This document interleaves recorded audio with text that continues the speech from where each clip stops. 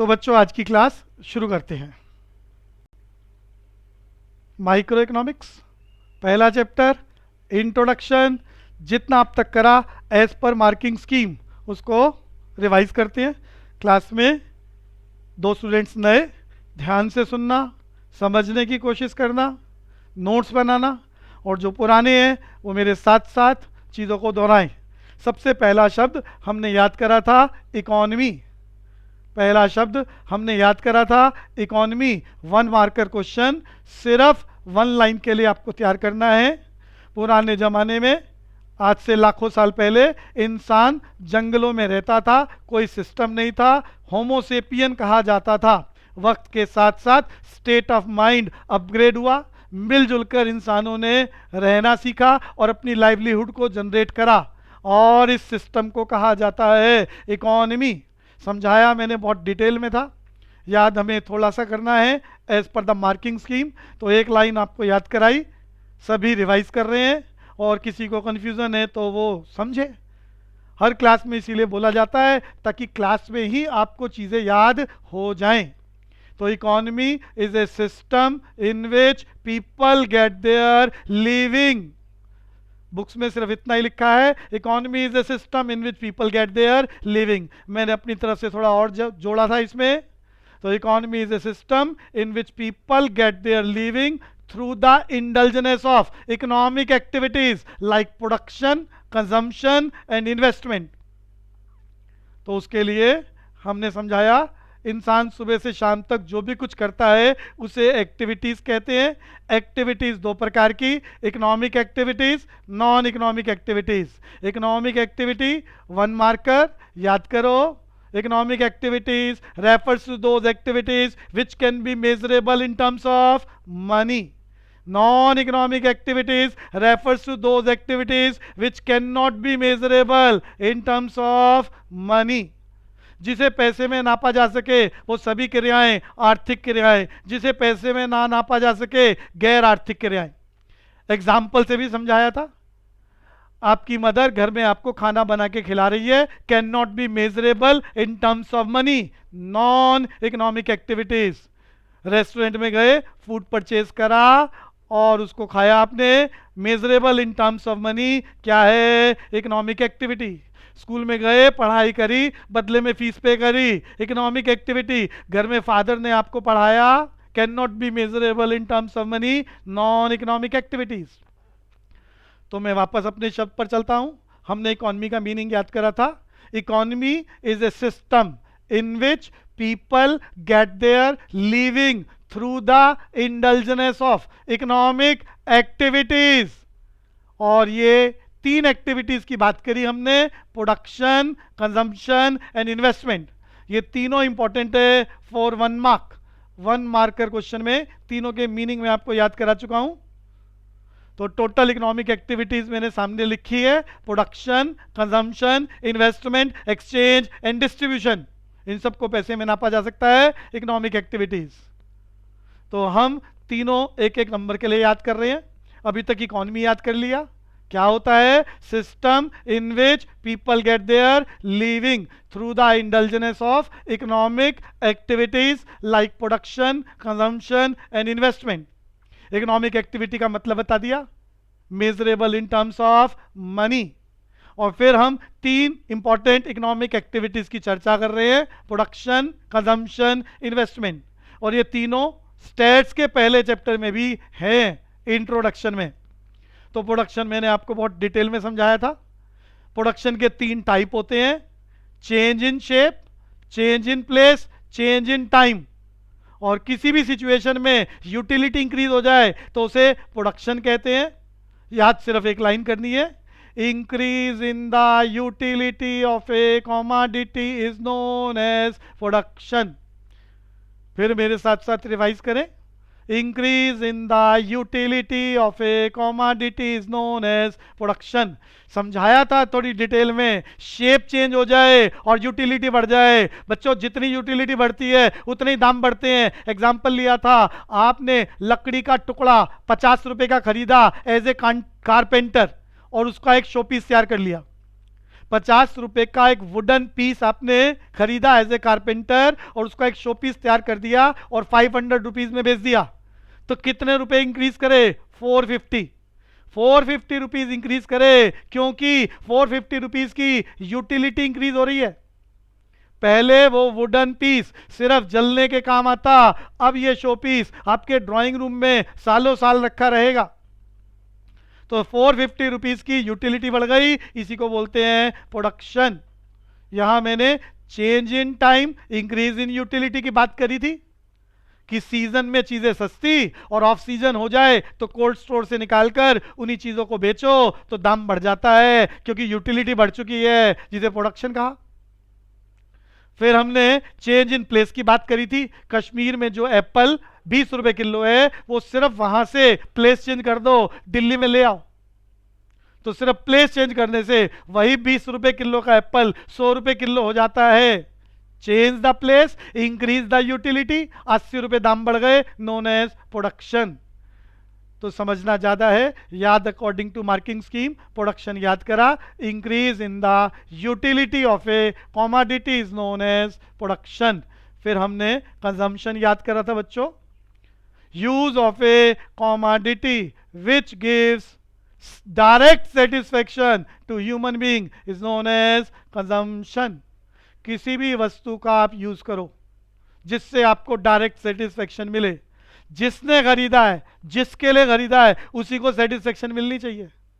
आपके घर वालों ने कोई वस्तु खरीदी है, खरीदी आपके लिए है, लेकिन यूज कोई को और कर लेता है, चुरा कर ले जाता है, तो ये आपके घर वालों के लिए क्या होगा? लॉस।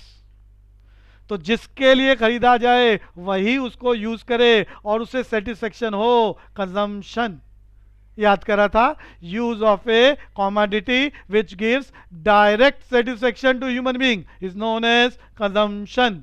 अगला शब्द बच्चों इन्वेस्टमेंट आपने याद करा। हर बार मैं एग्जांपल बोल रहा हूं, साथ साथ क्लास में मन में दोहराएं चीजों को, बहुत आसान है, बार बार करने से क्लास में ही तैयार हो जाएंगी, लेकिन नोट्स जरूर बनाएं, प्रेजेंटेशन का ध्यान रखें और रेगुलर क्लास में रहें, टेस्ट में अच्छे से पार्टिसिपेट करें। गलतियां जो हो रही हैं वो कोशिश करें ना हो। 1000 रुपीज का प्रोडक्शन करा आपने, जिसमें से मान लेते हैं 600 रुपए का कंज्यूम कर लिया।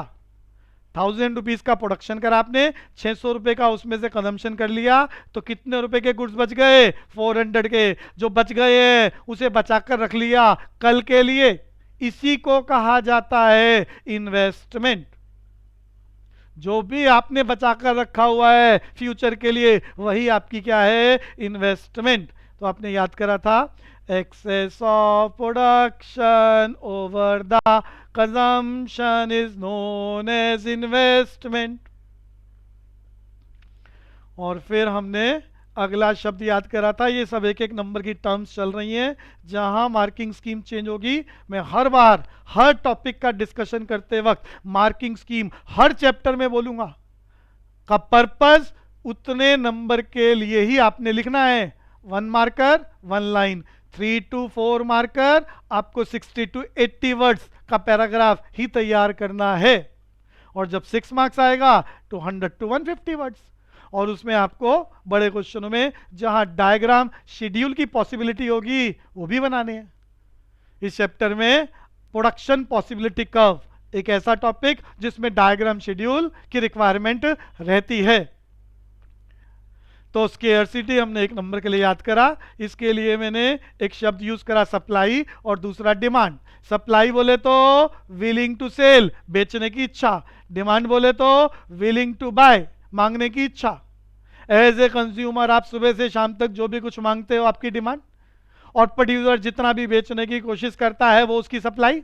जब इस दुनिया में सप्लाई कम होती है और डिमांड ज्यादा, तो ही उस वस्तु को दुर्लभ या स्केर्सिटी कहा जाता है। और जितनी दुर्लभता होती है, जितनी स्केर्सिटी होती है बच्चों, उतना ही उस वस्तु का प्राइस होता है। If scarcity increases, price also increases, और vice versa.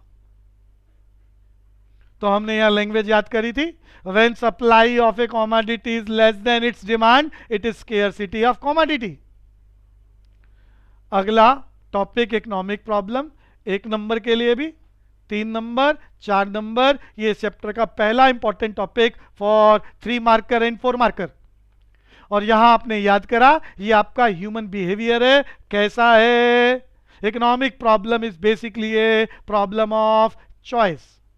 Economic problem is basically a problem of choice. By birth till the date of death हर इंसान को इस समस्या को फेस करना होता है और एवरी मूवमेंट फेस करना होता है। क्या है प्रॉब्लम? चुनाव की समस्या, प्रॉब्लम ऑफ चॉइस।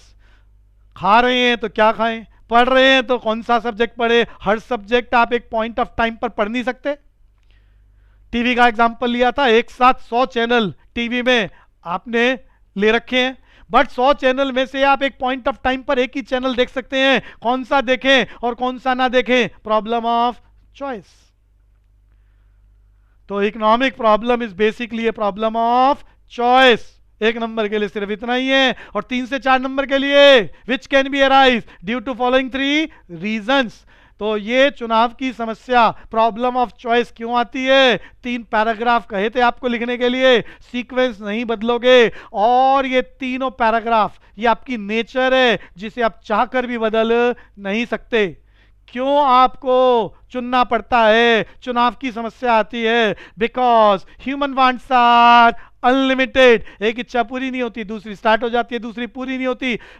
आपके पास इच्छाओं का बवंडर चलता है और इतनी सारी इच्छाएं जिन्हें गिना नहीं जा सकता। पूरा करने के लिए जो भी कुछ आपके पास है, आपका पैसा, आपकी वस्तुएं, आपका वक्त, कुछ भी तो आपके पास अनलिमिटेड नहीं है। यहीं पर शब्द डिस्कस कर रहा हूं। हमारे देश में हर साल भारत सरकार द्वारा लाइफ एक्सपेक्टेंसी डिक्लेयर की जाती है। का मतलब ऑन एन एवरेज लोग कितने साल जिंदा रहते हैं। और रिसेंटली 2020 में ये डिक्लेरेशन 69.2 ईयर्स है, एवरेज है ये। किसी स्टेट में थोड़ा ज्यादा ईयर्स, किसी स्टेट में थोड़ा, state wise UT wise declare होती है सरकार के द्वारा और फिर उसका सरकार एवरेज निकाल देती है। पिछले साल 68 ईयर्स था और अब कोरोना काल में सरकार दोबारा कैलकुलेट करेगी तो ये कम हो जाएगी। तो ये एवरेज है। किसी कंट्री में एवरेज लाइफ 72 ईयर्स, हिंदुस्तान में भी 69 चल रही है। पिछले साल 68 ईयर्स थी। आजादी के वक्त 44 ईयर्स चल रही थी लाइफ एक्सपेक्टेंसी। का मतलब स्केर्सिटी ऑफ रिसोर्सेज, कुछ भी तो तुम्हारे पास अनलिमिटेड नहीं है। इवन तुम्हारा वक्त ये भी लिमिटेड है, जिसे सरकारें, गवर्नमेंट ऑफ इंडिया कैलकुलेट करके बता रही है, जो ईयर आफ्टर ईयर चेंज हो रहा है। तो इस लिमिटेड समय में आप अपनी सभी अनलिमिटेड वांट्स पूरी नहीं कर सकते। सॉरी। और problem becomes more critical when resources have alternate uses. तो यहां मैंने 3 से 4 नंबर के लिए कहा था, economic problem is basically a problem of choice which can be arise due to following 3 reasons. Number 1, human wants are unlimited. To fulfil these unlimited wants, the availability of resources are limited. And number 3, problem becomes more critical when resources have alternate uses. बहुत detail में चर्चा हर class में कर रहे हैं बच्चों। 1-2 chapter हो जाएंगे तो आपको आइडिया लग जाएगा। फिर भी बता दूं, जब तक एक चैप्टर चल रहा है तो वो हर अगली क्लास में पुराना वाला आप सबको मेरे साथ साथ रिवाइज करना होगा। लेकिन एक बार चैप्टर क्लोज हो गया तो फिर उसका डिस्कशन सिर्फ एमसीक्यू के माध्यम से ही चलेगा, जो टेस्ट सीरीज हमारी रहेगी। और फिर हम अगले चैप्टरों के डिस्कशन पर ज्यादा काम करेंगे। तो कोशिश करें जब तक चैप्टर चल रहा है बहुत अच्छे से सबको याद हो जाए, और उसके बाद क्लासरूम खत्म होने पर आप उसके नोट्स जरूर बनाया करो, मार्किंग स्कीम को ध्यान में रखते हुए। तो ये इकोनॉमिक प्रॉब्लम हमने 1 नंबर के लिए भी करा था। Economic problem is a problem of choice. इसमें तीनों बातें लिखी हुई हैं किस लिए प्रॉब्लम ऑफ चॉइस होती है। Involving satisfaction of unlimited wants out of limited resources having alternate uses. और फिर हमने अगला क्वेश्चन 1 मार्कर क्वेश्चन, इकोनोमाइजिंग। ये भी ह्यूमन बिहेवियर है जिसे इंसान बदल नहीं सकता। और वो क्या मैंने लैंग्वेज बताई थी, the next best alternative use of resources known as economising, या optimum use of the available resources. मैंने बहुत सारी स्टोरीज बनाई थी, जिसमें से एक दोबारा बोल देता हूं। After 10th class you have 3 opportunities, humanities, science, commerce. Out of these opportunities, 3 opportunities हैं, किसी एक का सिलेक्शन आप कर सकते हो, आप तीनों एक साथ सिलेक्ट नहीं कर सकते। जो आपके अकॉर्डिंग बेस्ट है, आपके घर वालों के अकॉर्डिंग बेस्ट है, आपकी कैपेसिटी के अकॉर्डिंग बेस्ट है, आप उसी का चुनाव कर रहे हो। आपकी इसी नॉलेज को क्या बोलते हैं, इकोनोमाइजिंग। लैंग्वेज दोबारा बोलते हैं और आगे चलते हैं। The next best alternative use of resources known as opportunity, known as economizing। और इसी से रिलेटेड मैंने एक और टर्म बताई थी, अल्टरनेटिव कॉस्ट या अपॉर्चुनिटी कॉस्ट। यहां मैंने आपको समझाया था, आपके पास एक से ज्यादा अपॉर्चुनिटीज, बाजार में गए, हर वस्तु का दाम अज्यूम कर लो 100 रुपया 100 रुपया 100 रुपया, आपके पास सिर्फ एक ही 100 का नोट है। इस 100 रुपए के नोट से बहुत सारी अपॉर्चुनिटीज आप कोई भी पिक कर सकते हो, वस्तु ए, वस्तु बी, वस्तु सी, वस्तु D and so on, but you have to select only one which is best according to you. जिस वस्तु की आज आपको सबसे ज्यादा जरूरत है, सिर्फ उस वस्तु का चुनाव करोगे। इस चुनाव को बोल रहे हैं इकोनोमाइजिंग, जो आपका नेचर है। लेकिन मुफ्त कुछ नहीं मिलता, फ्री में कुछ नहीं मिलता। जो भी आप सिलेक्शन कर रहे हो उसके बदले में उसकी कीमत आपको चुकानी पड़ती है 100 रुपया, और वो जो पे कर रहे हो वो उस अपॉर्चुनिटी को पिक करने की कॉस्ट है, अपॉर्चुनिटी कॉस्ट। और आपने लैंग्वेज याद करी थी, पूरी लैंग्वेज पूरी इकोनोमाइजिंग वाली, बस उससे पहले आपने क्या जोड़ा, कॉस्ट। क्या था, the cost of next best alternative use of resources known as opportunity cost. इसी का नाम कुछ बुक्स में बदला हुआ है, अल्टरनेटिव कॉस्ट, एक ही बात। The cost of next best alternative use of resources. अगला शब्द था इकोनॉमिक्स, ये आपका सब्जेक्ट है। कुछ बच्चों को कंफ्यूजन रहती है, यहां पर वो इकोनॉमी का मीनिंग लिखाते हैं। इकोनॉमी का मतलब याद कर रहा था, system in which people get their living. और अब हम बात कर रहे हैं अपने सब्जेक्ट की, इकोनॉमिक्स, जिसको हमने शॉर्टकट में याद करा था। डिक्शनरी में बोला जाता है स्टडी ऑफ ह्यूमन बिहेवियर। हम कैसे हैं, हम अपने बारे में जान लें, हमारा व्यवहार कैसा है, जिसकी कुछ चर्चा हम कर चुके हैं। कैसा व्यवहार है, प्रॉब्लम ऑफ चॉइस। और क्या पढ़ा, वांट्स आर अनलिमिटेड।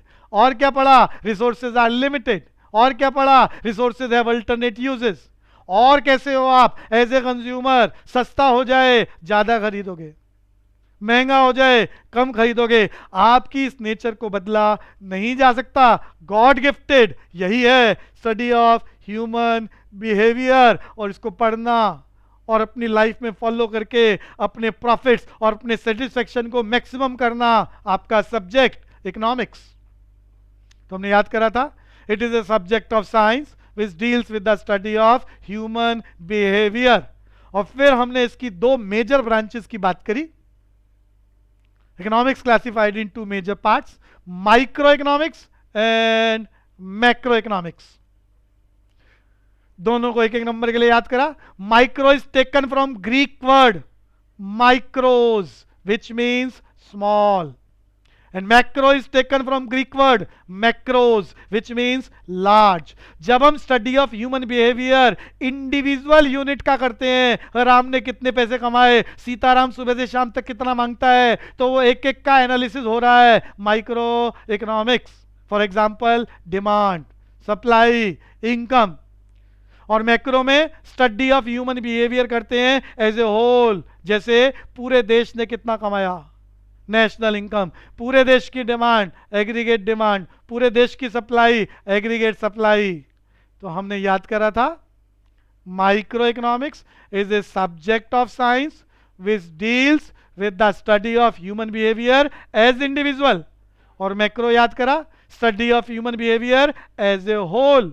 एक एक नंबर के लिए, एक एक नंबर में वो एमसीक्यू टिक करा सकता है, मैं हर बार टेस्ट में दे रहा हूं, आज भी टेस्ट में चलेंगे। एग्जाम्पल मांग सकता है, कोई 2 एग्जाम्पल माइक्रो के, कोई 2 एग्जाम्पल मैक्रो के, तो वो एग्जाम्पल मालूम होने चाहिए आपको।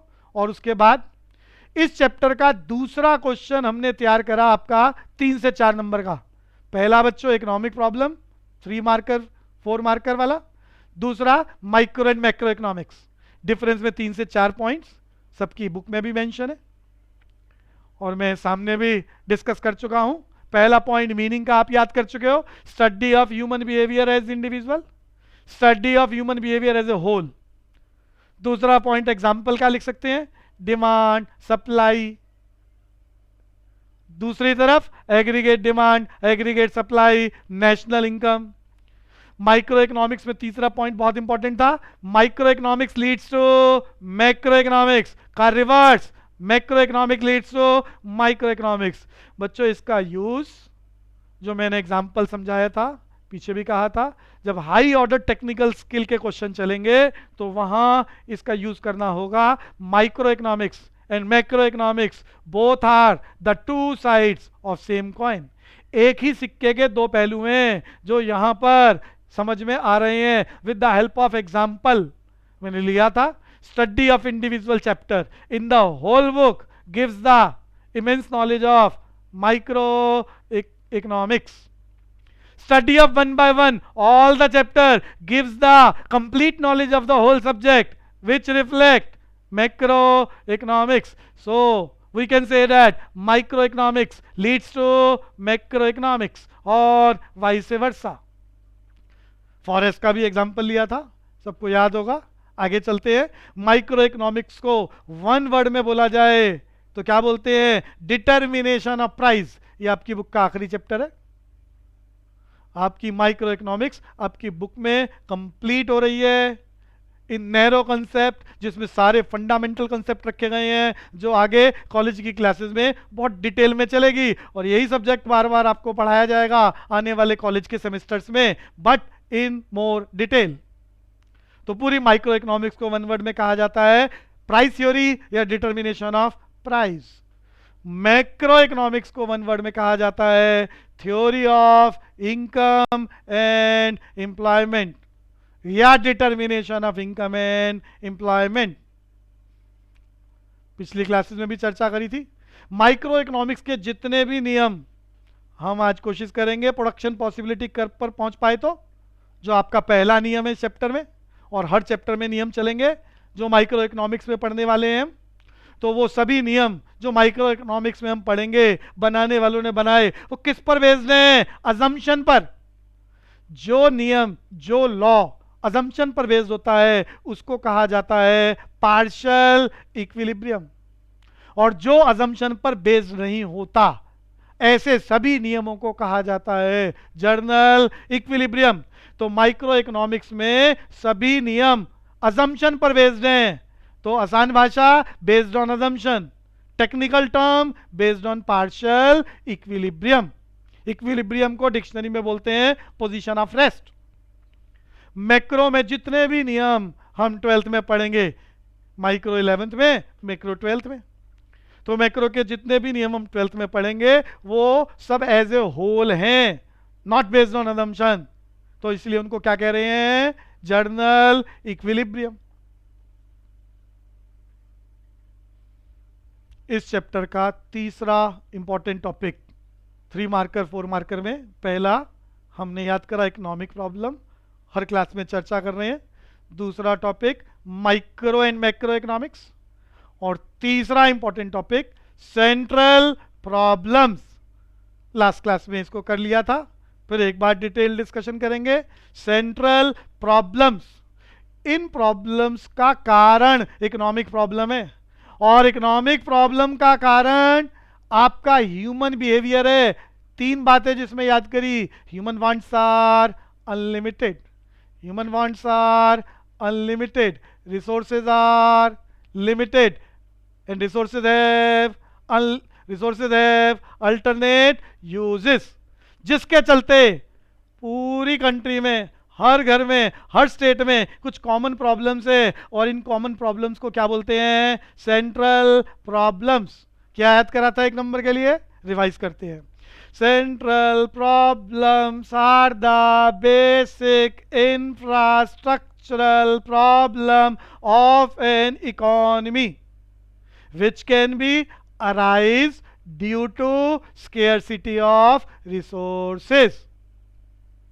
फिर मेरे साथ साथ बोले, हर घर की समस्या, हर देश की समस्या, हर व्यक्ति की समस्या क्या है? Central problems. Central problems are the basic infrastructural problem of an economy which can be arise due to scarcity of resources या इकोनॉमिक प्रॉब्लम। अगर ये इकोनॉमिक प्रॉब्लम ना होती तो सेंट्रल प्रॉब्लम क्रिएट नहीं होती। और फिर हमने 3 से 4 नंबर के लिए तैयारी करी थी और अपने चार्ट याद करा। Central problems further classified in 4 major parts. पहला आपने याद करा problem of allocation of resources, sequence आगे पीछे नहीं करेंगे। Problem of allocation of resources, problem of full and efficient use of resources, problem of technological growth, problem of economic growth. और फिर हमने पहले वाली प्रॉब्लम को फर्दर 3 पार्ट्स में डिवाइड करा। कोई भी सीक्वेंस आगे पीछे नहीं कर सकते। पहला what to produce, how to produce, for whom to produce, क्या बनाया जाए, कैसे बनाया जाए, किसके लिए बनाया जाए। हर व्यक्ति की समस्या, हर घर की समस्या, हर कंट्री की समस्या collectively known as central problems. फिर दोबारा रिवाइज करें। सेंट्रल प्रॉब्लम का meaning are the basic infrastructural problem of an economy which can be arise due to scarcity of resources। और उसके बाद 3 to 4 मार्क के लिए मैंने कहा था ये मीनिंग लिखने के बाद आप ये नक्शा पूरा कॉपी करना पेपर में। हालांकि पेपर के पॉइंट ऑफ व्यू से, बुक के पॉइंट ऑफ व्यू से सिर्फ 3 पैराग्राफ एक्सप्लेन करने हैं। What to produce, how to produce, for whom to produce. बस ये 3 ही आपकी पुस्तक में है और इसी का डिटेल आपको लिखना है विद एग्जांपल्स। लेकिन आप ये चार्ट पूरा बना देना, मैंने समझाया था पूरा, तो टीचर को लगेगा एब्सोल्यूट नॉलेज। पहली heading problem of allocation of resources, दूसरी problem of full and efficient use of resources, तीसरी प्रॉब्लम ऑफ टेक्नोलॉजिकल ग्रोथ और fourth problem of economic growth. और फिर पहले के 3 partition what to produce, how to produce and for whom to produce. और ये chart बनाने के बाद पहली हेडिंग क्या बनाया जाए, एक्सप्लेनेशन विद एग्जांपल। दूसरी हेडिंग हाउ टू प्रोड्यूस, कैसे बनाया जाए, एक्सप्लेनेशन विद एग्जांपल। और तीसरी heading for whom to produce, किसके लिए बनाया जाए, एक्सप्लेनेशन विद एग्जांपल। बच्चों ये इस चैप्टर का हाईली रिपीटेड क्वेश्चन है और ये क्वेश्चन कई तरीकों से आता है। खाली व्हाट टू प्रोड्यूस एक्सप्लेन करा लेगा वो 3 to 4 मार्क्स, या खाली हाउ टू प्रोड्यूस, या खाली फॉर होम टू प्रोड्यूस, या कंप्लीट स्टोरी सेंट्रल प्रॉब्लम्स। और कंप्लीट स्टोरी बोले तो 11th क्लास में सिर्फ ये 3 हेडिंग है। एक्चुअली में कंप्लीट स्टोरी तो ये पूरा का पूरा स्ट्रक्चर है जो सामने बना हुआ है, but 11th class narrow concept only 3 headings, what to produce, how to produce, for whom to produce. But फिर भी वो पूरा खेल एक आइडियोलॉजी, एक बेसिक कंसेप्ट आपको दिया ताकि जब इन फ्यूचर अब बड़ी क्लासेस में पढ़े तो बाकी 3 चीजें कैसी होंगी उसका एक आइडिया दिया, जिसको सिर्फ चार्ट में बनाने के लिए कहा है आपको। तो ये डिस्कशन हो गया था, इसी की चर्चा कर रहे हैं। मीनिंग लिखने के बाद चार्ट बना दिया, फिर समझाया था एलोकेशन ऑफ रिसोर्सेज बोले तो डिस्ट्रीब्यूशन ऑफ रिसोर्सेज। और हमारी प्रॉब्लम है ये रिसोर्सेज लिमिटेड हैं, इसीलिए इसके बंटवारे की समस्या आ रही है। अगर ये रिसोर्सेज, आपका पैसा, आपकी चीजें, आपका वक्त अनलिमिटेड होता तो कोई समस्या ही नहीं थी। ये प्रॉब्लम किस लिए आ रही है, बिकॉज रिसोर्सेज आर लिमिटेड और इसके कंपैरिजन में ह्यूमन वांट्स आर अनलिमिटेड, जिसके चलते पहली प्रॉब्लम क्रिएट हुई थी व्हाट टू प्रोड्यूस। और आपने यहां अपने आप को फार्मर अज्यूम करा था। आप एक किसान। बच्चों, इंडिया एग्रीगेरियन इकोनॉमी है। आज भी 65% population indulge in agriculture and it's allied activities, जिसकी वजह से इंडिया को एग्रीगेरियन इकोनॉमी कहते हैं। और आजादी के वक्त 80% population belongs to agriculture and allied activities. तो किसान का एग्जांपल ले रहे थे। आप एक किसान हैं, आपके पास जो आपकी जमीन है वो लिमिटेड है।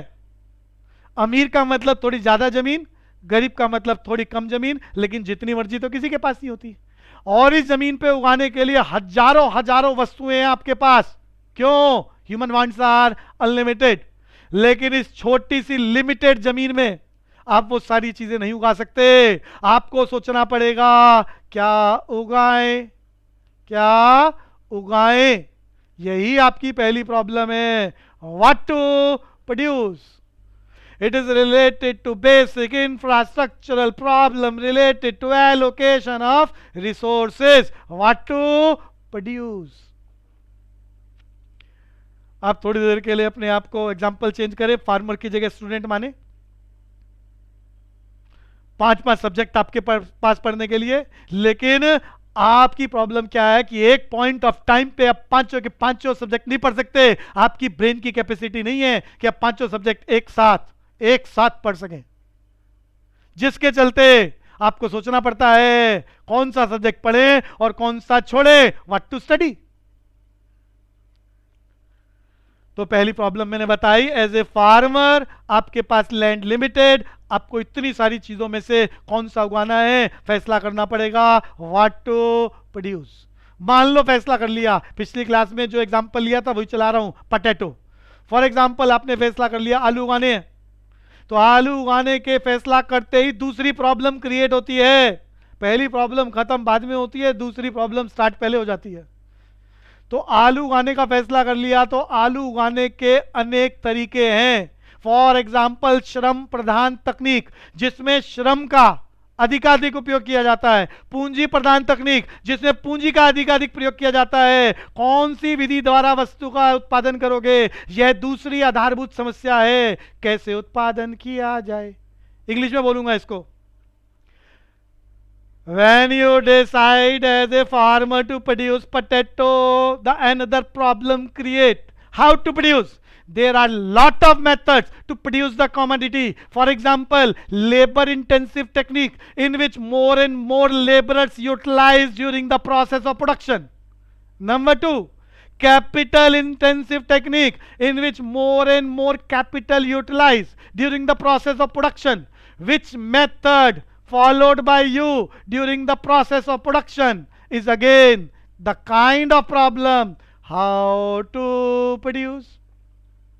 कौन सा मेथड फॉलो करोगे, इसका भी आपको चुनाव करना होगा जो आपके लिए सुटेबल हो। हाउ टू प्रोड्यूस, मान लो फैसला कर लिया लेबर इंटेंसिव टेक्निक, श्रम प्रधान तकनीक का उपयोग करोगे जिसमें लेबर ज्यादा से ज्यादा लगाएंगे।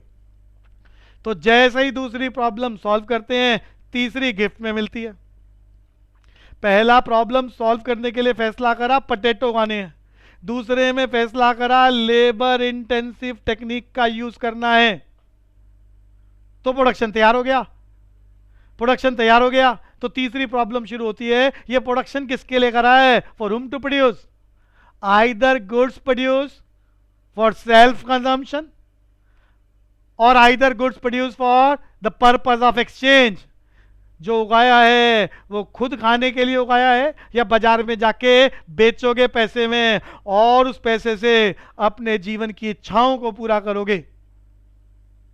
तो किसके लिए उगाया है, for whom to produce. Either goods produce for self consumption और for the purpose of exchange. In again the kind of problem for whom to produce related to problem of distribution of resources.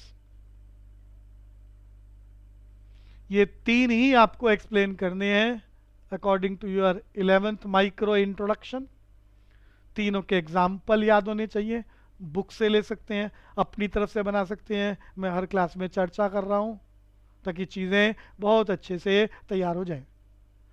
लेकिन इसको थोड़ा और आगे चलाते हैं आपकी knowledge के लिए। मान लो फैसला कर लिया आलू उगाना है, फैसला कर लिया लेबर उगाएगी, फैसला कर लिया हम बेचने के लिए उगाएंगे, और इसे उगाकर बेच दिया, 4,000 रुपए का पटेटो बेच दिया है। Problem of allocation of resources solve हो गई। इस पहली प्रॉब्लम को सॉल्व करने से 4,000 रुपए आए, आपकी 4,000 रुपए के बराबर की इच्छाएं, वांट्स पूरी हो जाएंगी। लेकिन आपकी वांट्स तो अनलिमिटेड है, उसमें से कुछ पूरी हो गई, जो बच गई हैं उनको पूरा करने के लिए दूसरी बड़ी प्रॉब्लम स्टार्ट होगी। पहली प्रॉब्लम सॉल्व होते ही दूसरी प्रॉब्लम स्टार्ट होगी। क्यों? क्योंकि आपकी वांट्स अनलिमिटेड हैं और 4,000 रुपए में सारी वांट्स पूरी नहीं हुई, जिसके चलते आपकी दूसरी problem, problem of full and efficient use of resources. फिर आप देखोगे कि ये 4,000 रुपए से सारी इच्छाएं पूरी नहीं हो रही, और ऐसा क्या करें जिससे और ज्यादा पैसा आए और आप अपनी और वांट्स फुलफिल कर सको। तो आप देखोगे क्या आपने अपनी लैंड का फुल एंड एफिशिएंटली यूटिलाइज करा? तो पता चला लैंड में बहुत सारा इलाका, 25% एरिया अनवांटेड प्लांट्स उगे हुए हैं, आपने उसको यूज ही नहीं करा during the process of cultivation. तो आपकी समस्या है कि अगर आप उस खाली जगह को भी यूज कर लेते तो प्रोडक्शन बढ़ जाता। ये आपकी दूसरी प्रॉब्लम है। Are you utilise your land fully and efficiently during the process of production is again the kind of problem of full and efficient use of resources। फिर आप अपनी इस प्रॉब्लम को सॉल्व करते हो, आप अपने रिसोर्सेज का फुल यूटिलाइज करते हो, एफिशिएंट यूटिलाइज करते हो, तो प्रोडक्शन 4,000 की जगह 10,000 का हो जाता है। रिसोर्सेज का बेटर यूटिलाइजेशन कर लिया आपने, मोस्ट एफिशिएंट वे में यूटिलाइजेशन कर लिया, और आपकी वांट्स पहले के कंपैरिजन में ज्यादा फुलफिल हो रही हैं। लेकिन अनलिमिटेड वांट से सारी की सारी अभी भी पूरी नहीं हो रही। तो आपकी तीसरी प्रॉब्लम आती है, प्रॉब्लम ऑफ टेक्नोलॉजिकल ग्रोथ। बच्चों अब की बार जगह का पूरा उपयोग कर रहे हो, प्रोडक्शन आपका बढ़ चुका है 4,000 रुपए से 10,000 रुपए का। अब आप और क्या करोगे कि 10,000 से भी ज्यादा हो जाए? तो इसके लिए आप टेक्नोलॉजिकल अपग्रेडेशन लेके आओगे। ये आपकी समस्या है कि टेक्निकली आप और क्या करो कि प्रोडक्शन बढ़ जाए, ज्यादा पैसे आए और ज्यादा वांट्स फुलफिल हो। एज ए फार्मर मैंने लास्ट क्लास में एग्जांपल लिए थे आपके लिए। आप यूटिलाइज करोगे high yielding variety of seeds. Irrigation facilities not depend upon the Allah make दे।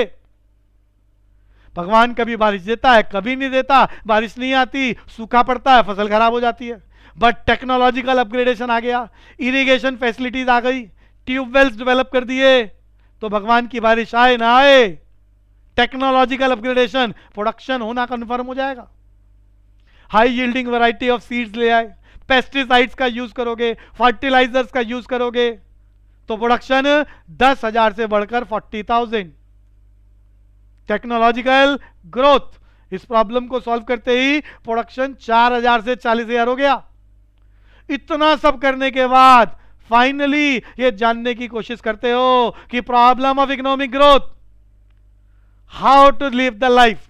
इतना सारा पैसा आने के बाद आखिरी समस्या, बोलचाल का तरीका, जीने का तरीका, रहने का तरीका, चलने का तरीका, क्या ये ह्यूमन बिहेवियर अपलिफ्ट हुआ?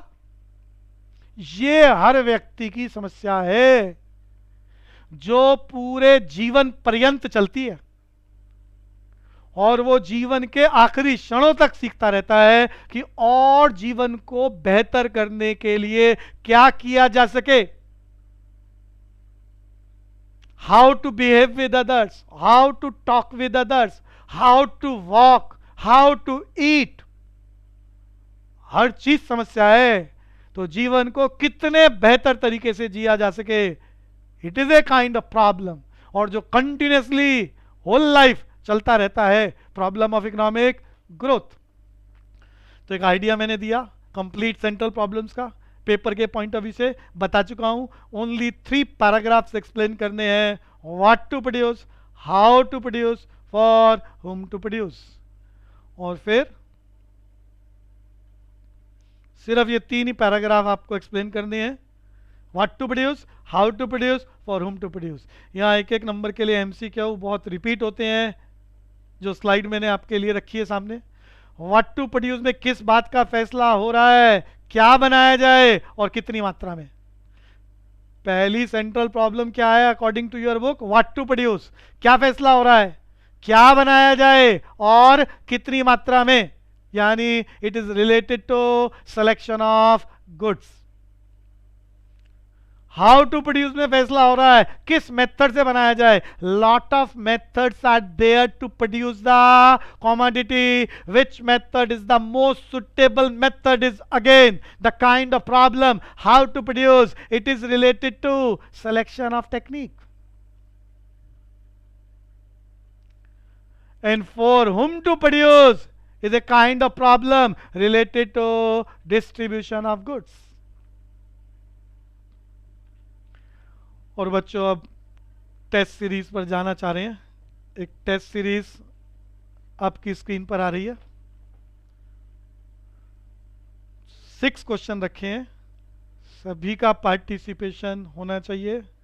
फास्ट करना, सही करना।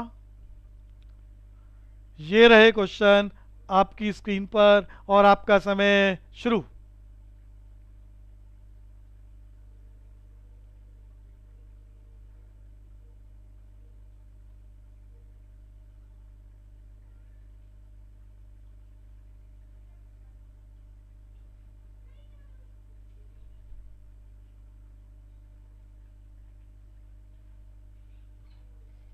ध्यान से करें, सभी करें।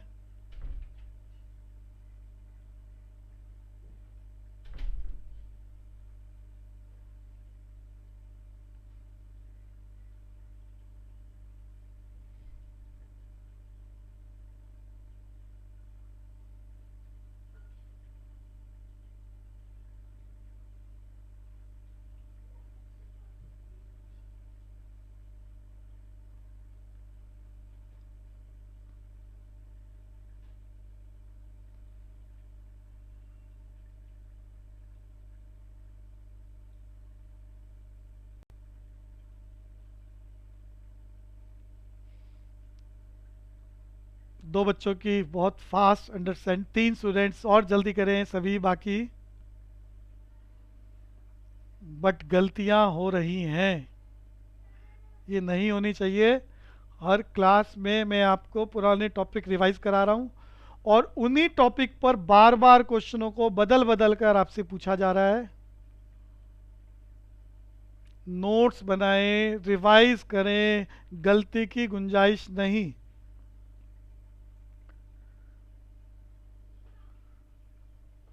छोटी क्लासेस में आपको पता था, जब मेरे पास आप थे, 2-2 रजिस्टर आपके बनवाए जाते थे क्लासरूम में। तो ऐसे ही आप क्लासरूम में रजिस्टर रख के बैठें और एक आप फेयर कॉपीज़ बनाएं जिसमें chapter wise according to marking scheme classroom के बाद आप जो भी नया कराया जाए उसके नोट्स बनाया करें। नोट्स के लिए इंपॉर्टेंट है बच्चों मार्किंग स्कीम। मैं बार बार बोल रहा हूँ, आपकी बुक में इकोनॉमी के लिए 2 पेज लिखे हुए हैं, बट इकोनॉमी 1 नंबर से ऊपर आ ही नहीं सकता। तो आप इसके लिए 1 लाइन से ज़्यादा पढ़े 2 पेज, बट आपको उतना ही लिखना और याद करना है जो आपका एग्जामिनर रिक्वायर कर रहा है। तो सिर्फ 1 लाइन।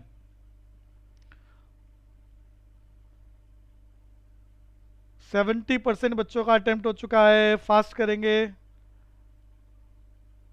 80% बच्चों का, 85% बच्चों का अटेम्प्ट हो चुका है, 90% अटेम्प्ट हो चुका है, और जल्दी। 3 स्टूडेंट्स बचे हैं बच्चों, 3 स्टूडेंट, जल्दी वो भी पार्टिसिपेट करें। सारे कर लिए हों तो उसको सबमिट करें। 2 स्टूडेंट्स बचे हैं बच्चों अभी भी। गलत सही की चिंता ना करें, कोशिश ज्यादा इंपॉर्टेंट। 1 स्टूडेंट बचा है बच्चों अभी भी, ओनली 1, जल्दी करें।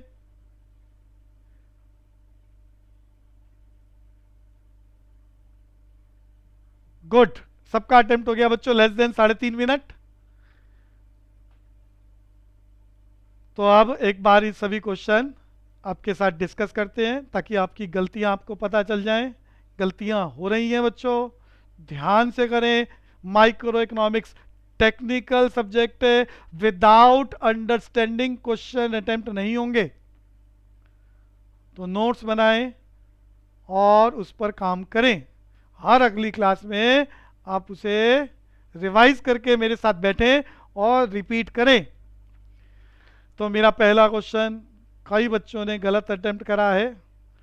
क्वेश्चन में पूछा गया है the branch of economic theory that deals with the problem of allocation of resources. आज भी मैंने टॉपिक रिपीट करा है, problem of allocation of resources. किसका पार्ट है? सेंट्रल प्रॉब्लम्स का। आज भी आपको पूरी टेबल याद कराई, सेंट्रल प्रॉब्लम्स। थोड़ा इसको यहीं रोक रहा हूं और थोड़ा आपसे सुनने का काम भी करते हैं। भव्या, आपकी साउंड मैंने अनम्यूट करी है। सेंट्रल प्रॉब्लम की चारों प्रॉब्लम्स का नाम बताओ।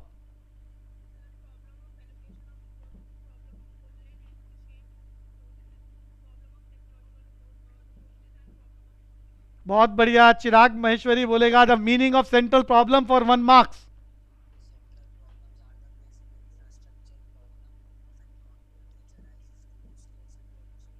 बहुत बढ़िया। कशिश का नंबर है। आप ये टेबल दोबारा सुनाओ, सेंट्रल प्रॉब्लम्स।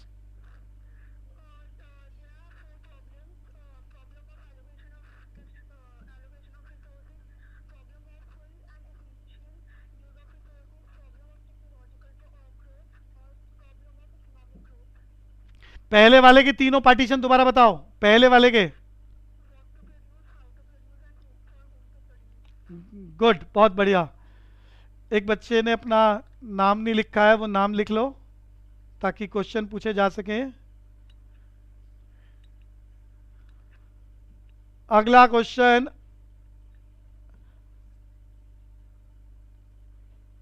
अगला क्वेश्चन कुशल से है। कुशल बताओ इकोनॉमी का मीनिंग।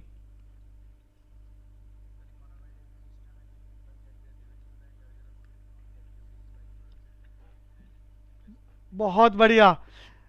जब पूछा जाता है तो बाकी सब मन में रिवाइज जरूर करा करें और जिसका नंबर आए वो बोला करें। महक गोयल का नंबर है। महक, मीनिंग ऑफ प्रोडक्शन।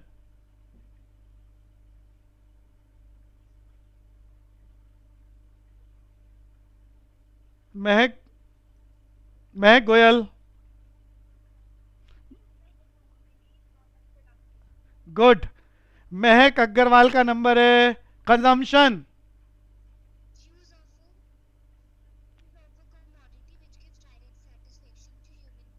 इन्वेस्टमेंट मुस्कान खोरवाल।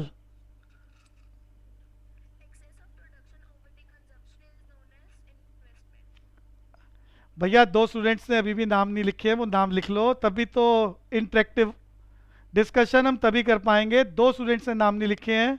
अगला, अगला क्वेश्चन मेरा हर्षिता रचोया से है। हर्षिता, मीनिंग ऑफ डिमांड बोलो। बोलो डिमांड।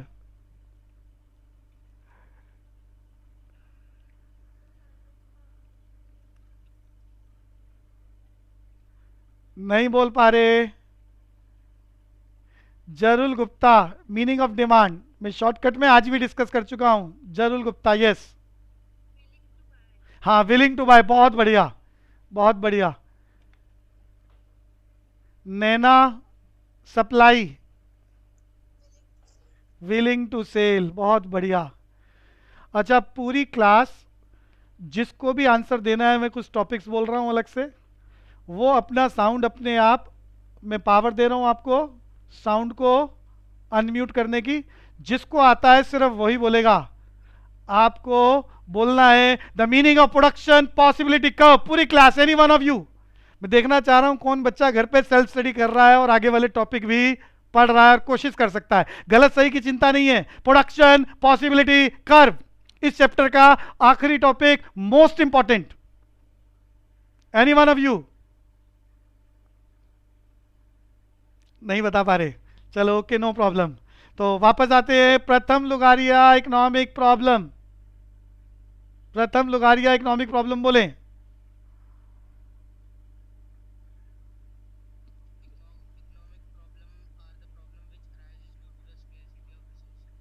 बच्चे economic problem is basically a problem of choice. दोबारा बोलो। Problem of choice which can be arise, कोई बात नहीं, कोशिश इंपॉर्टेंट होती है बच्चे। Which can be arise due to following 3 reasons. प्रथम, दोबारा बोलो, 3 कारण जिसकी वजह से प्रॉब्लम ऑफ चॉइस होता है।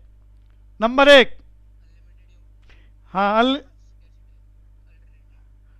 भैया देखो, थोड़ी सी ईमानदारी रखनी पड़ेगी। कभी क्लास में सामने किताब या कॉपी रख के और पढ़ना शुरू कर दो, ये बेईमानी हो जाए। हाँ नहीं, सबके लिए बोल रहा हूँ, ये आप सबको थोड़ा सा ऑनलाइन क्लासेस में जिम्मेदारी रखनी पड़ेगी। तो प्रोडक्शन पॉसिबिलिटी कब, एक बार बोलता हूं, ध्यान से सुने, देखते हैं कौन कोशिश कर पाएगा। Production possibility curve reflect the various possible combination of to commodities which an economy can be produced on the basis of full and efficient use of resources with the given technology। तो मैंने hint दिया है, अगली class में इस पर काम करेंगे। अभी हम अपने क्वेश्चनों पर आगे चलते हैं।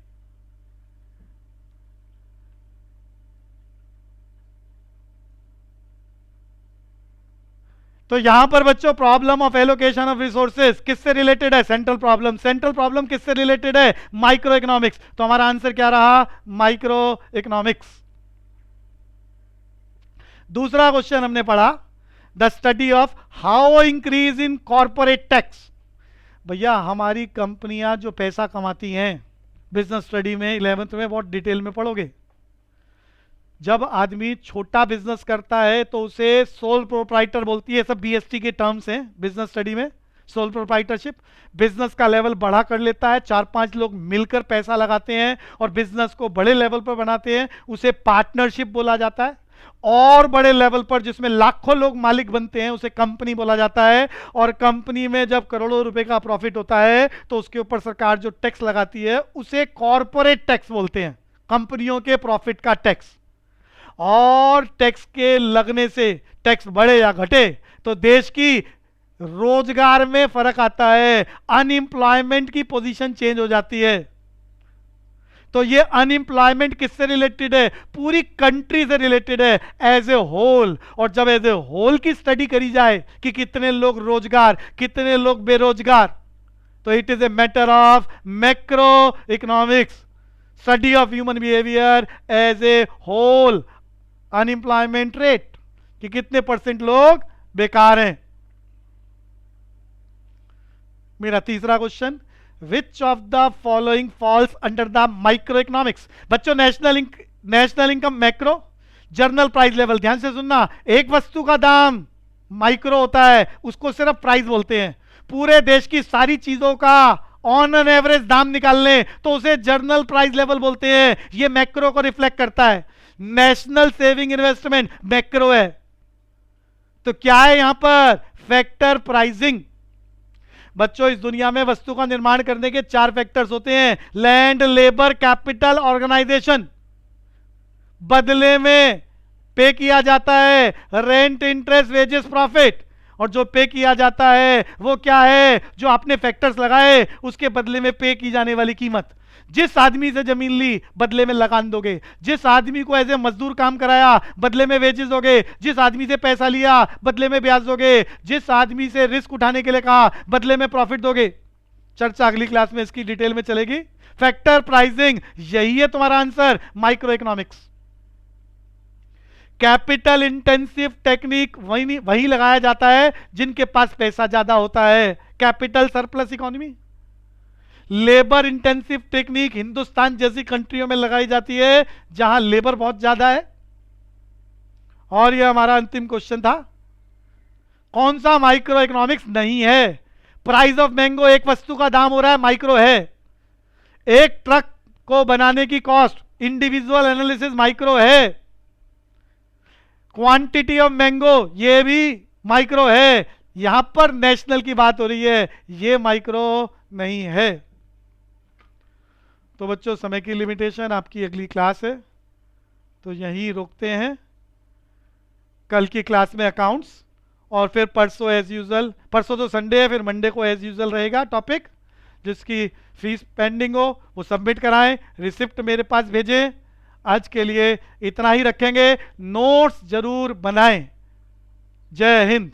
हाँ बोलो बोलो बोलो बच्चों, बोलो बच्चों, कुछ पूछ रहे थे। Non economic activities refers to those activities which can not be measurable in terms of money. Norm, अच्छा बच्चे, ये भी हमारे इसी चैप्टर में टर्म आएगी, बहुत डिटेल में समझाऊंगा। Positive and normative. और दूसरा टॉपिक चलेगा डिडक्टिव एंड इंडक्टिव। मैं आपको कोई भी चैप्टर आपकी एनसीईआरटी के कंपैरिजन में 1.5 टाइम्स ज्यादा कराऊंगा।